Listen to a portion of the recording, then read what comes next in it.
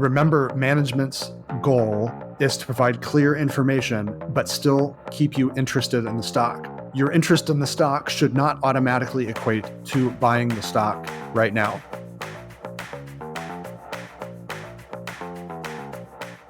Hey all, welcome back to Chip Stock Investor. Today we're going to be talking about digital payments infrastructure and Marvell Technology. Now, you may not be thinking that a company like Visa fits into our semiconductor industry flowchart, but we're going to discuss why Visa is actually a company that we follow, why it's part of our core portfolio, and how it fits into the semiconductor industry. And then we'll review Marvell Technology and their most recent quarter's earnings and whether or not it's a buy now. Now, in almost all of our videos, when we're covering a revenue breakdown for one of our semiconductor businesses, you will see a segment reported as communications. And you most likely, and I have done this in the past, you default to thinking that's internet and telecom infrastructure, including 5G networks. And that is, in fact, one thing that it covers. But there is a different kind of communication that often gets overlooked,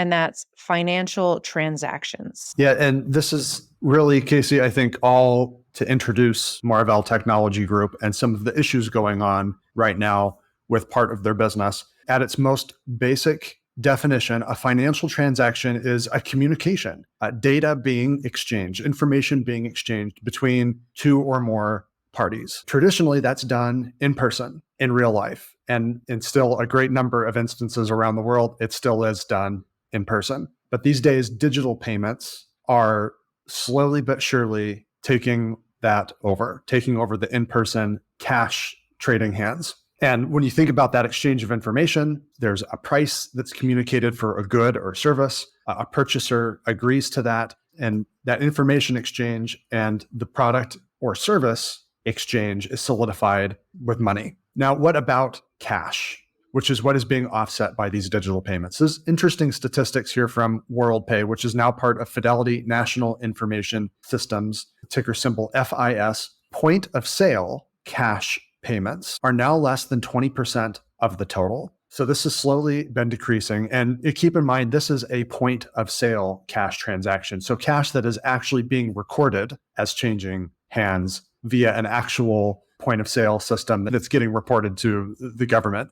So it's now less than 20%. But if you've done any amount of traveling around the world, you probably know that most cash transactions are actually not being recorded at a point of sale terminal. So it's not a crazy assumption to think that up to half of the world's transactions, information and money passing from one hand to the next, is actually up to as much as 50% of worldwide transactions. Another interesting statistic here from WorldPay, 1.4 billion of the world's approximately 6 billion adult population, so that excludes the approximately 2 billion people that are under age 14, does not have a bank account. Pretty wild, right? So basically, almost 1 in 4 adults around the world don't have a bank account. This underscores the big opportunity still out there for digital communications as a type of payment service and the massive growth that still represents for this industry and the infrastructure used to build it. That is semiconductors and all the equipment that is built with semiconductors. We previously mentioned that Visa and MasterCard are part of our core portfolio of stocks. And we also have talked about Applied Materials ICAPS. Now, communications is the C in that ICAPS. We may think that's internet and mobile infrastructure, but there's a lot more to it.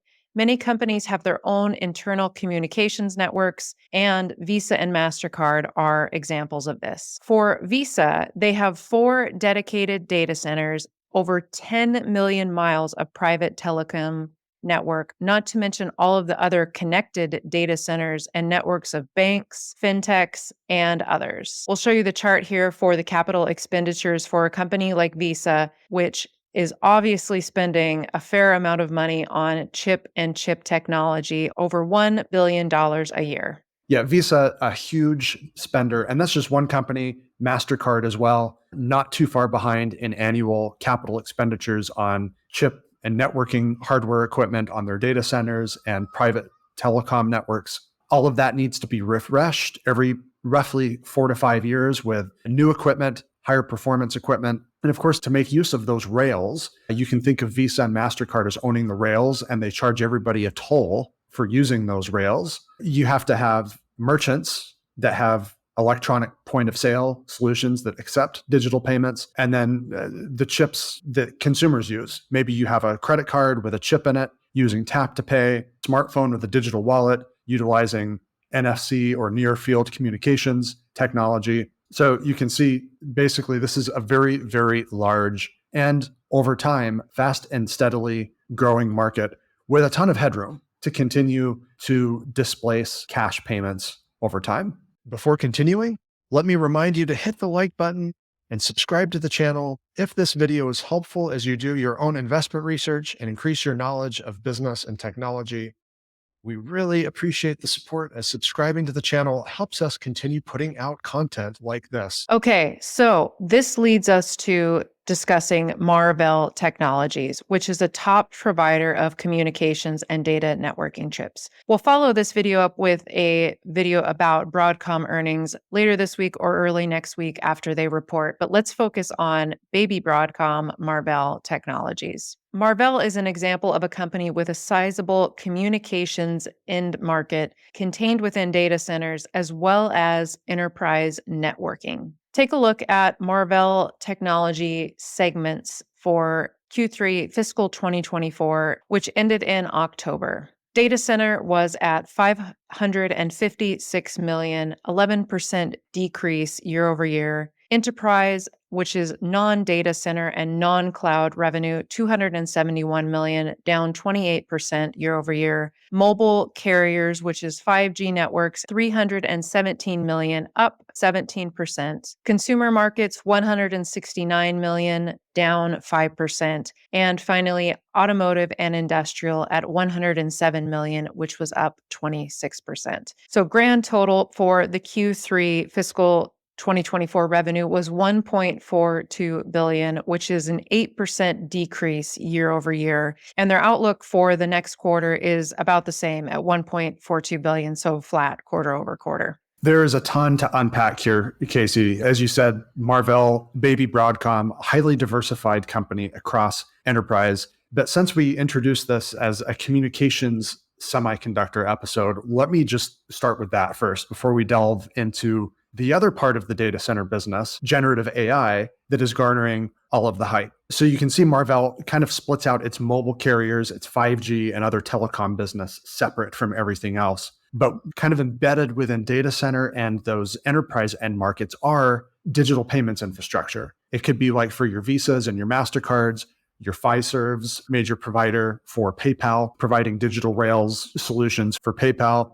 It could be data centers and networks for banks and other fintech companies and so on. That has actually been in decline for quite some time.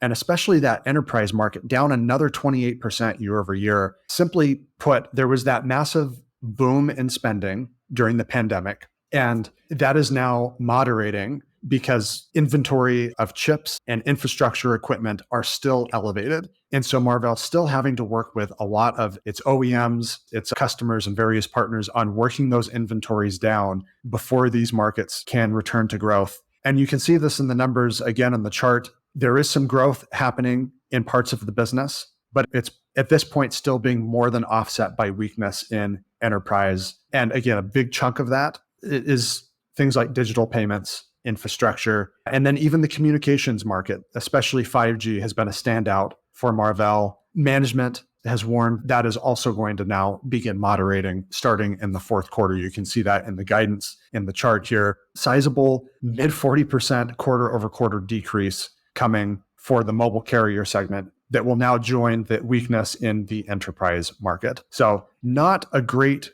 quarter for Marvell Technology Group, but we've kind of gotten used to this now for the better part of a year, right, Casey? But let's pivot and now talk about the other part of the data center business that has everybody very, very excited about Marvell. Yes, let's talk about AI and how Marvell Technology is benefiting from this surge in AI spending. Now, CEO Matt Murphy said that the data center end market revenue was 556 million, which is well above their guidance. And that was driven by stronger than forecasted AI revenue. And on a sequential basis, overall data center revenue grew 21% in the third quarter, while cloud grew in excess of 30%. Now, this was a significant jump in quarter over quarter revenue for these two areas. Here's our take on this. Traditional cloud, which is non-generative AI training, is finally making a comeback. All that infrastructure isn't going away. It just took a backseat for a while NVIDIA AI boom was going crazy. So it looks like it will turn back into a growth tailwind for Marvell and could really pick up some momentum sometime next year. Let's jump down to forward-looking guidance for Q4 fiscal 2024. This is the 3 months that will end in January 2024, just a couple months from now, as well as an initial guide for fiscal 2025, which corresponds to calendar year 2024.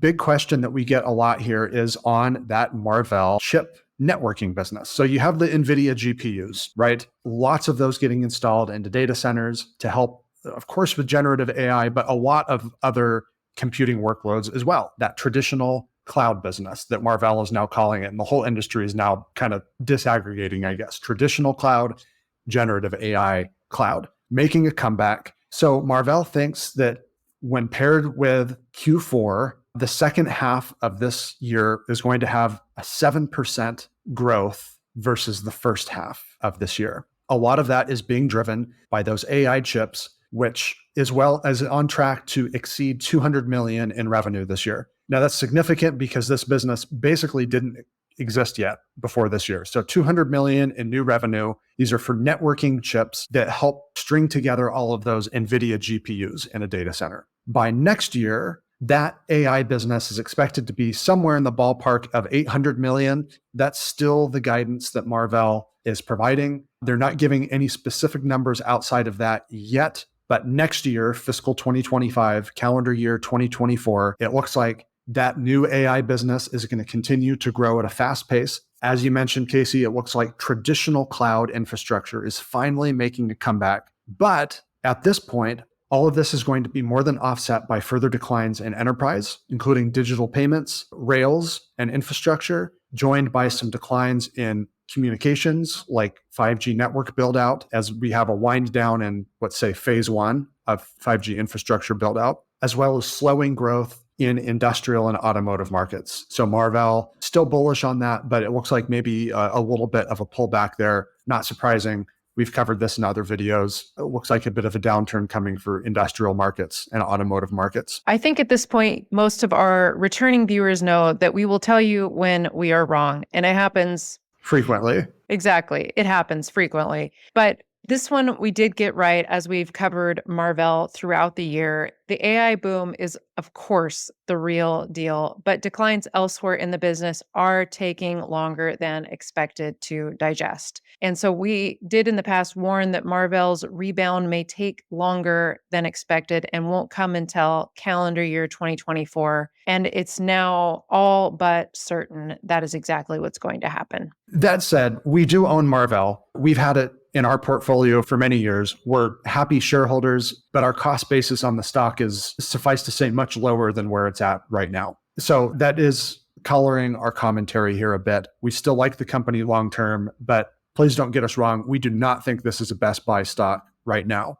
We'll circle back to this in a few more months when we get some more insight on what's coming down the pike. But there is understandably a lot of hype continuing to surround the company's AI business. And we shared a couple of articles a few months ago that I think maybe got overlooked because it was on our YouTube community board. And this question comes up every quarter for Marvell and for Broadcom, its larger peer. And that's specifically surrounding this ASIC business, application-specific integrated circuit. These are custom chips that big tech companies hire a Marvell or a Broadcom to help them design for their own internal use. For Broadcom, its big customer is Google.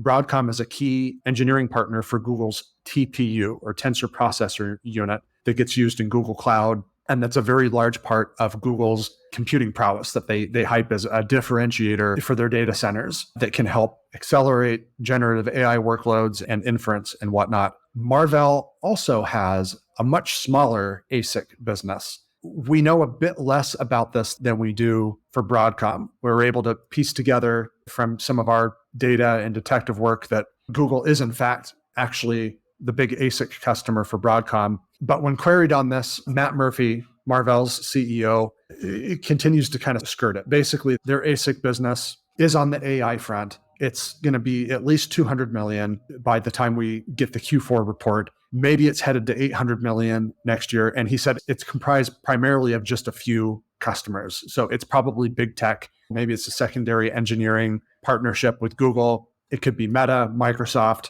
But whenever you hear about these big tech companies developing their own AI chips in-house, you really, I think, need to default to thinking about Broadcom and Marvell. Because yes, big tech does have its own in-house chip development, but they are tapping the expertise and the intellectual property, IP portfolios of companies like Broadcom and Marvell to get the job done. These are not just brand new chip designs that they're working up all on their own by themselves. The semiconductor industry is definitely pulling in revenue from these AI chip segments. The vital question is Marvell Technology stock a buy? And we feel like it is not yet at this point. Overall growth is still going to be under pressure for another quarter or two. And you can check out the inventory chart here for Marvell. These inventories still need to be burned off. But later in 2024, that is going to change. And interestingly, management did make $50 million in stock repurchases last quarter, so that value might be building. But in the meantime, the stock trades for a high premium of over 53 times trailing 12 months free cash flow as of right now. There's no GAAP net income due primarily to amortization expense, which we outlined in past videos from those big acquisitions that have been made in the last few years. So we don't think it's a best buy now, but I think, Casey, it does still beg the question, why bother continuing to circle back to Marvell? We've been doing this every quarter now for, again, since we started this channel. It's a stock that we continue to hold in our portfolio for the long term. Here's something that I think we just really want to emphasize. I feel like maybe I missed the opportunity to emphasize a bit more strongly earlier this year. Marvell CEO Matt Murphy, we think, has done a fantastic job since he took over the business about 6-7 years ago. However, a major job of any CEO is to provide clear and accurate information, but still doctor up that information enough to keep investors interested, even in periods like this, in a pretty sizable and painful downturn. And it's not just investors he wants to keep interested in the business. It's all stakeholders, right? It includes employees, it includes customers. So Murphy's been talking a lot about AI, as every semiconductor business has been for over a year now. But here's the missed opportunity. Oftentimes the hype around AI is overshadowing that weakness in the rest of the business. So I just want to reiterate this. Remember, management's goal is to provide clear information, but still keep you interested in the stock. Your interest in the stock should not automatically equate to buying the stock right now. We do believe Marvell will be a growth company again, but not right now. So the message is really no different from earlier this year, but I'll be more dogmatic about it right now. This business is undergoing a great deal of pain. We have two different enterprise end markets on very divergent paths. A brand new AI business that is going gangbusters,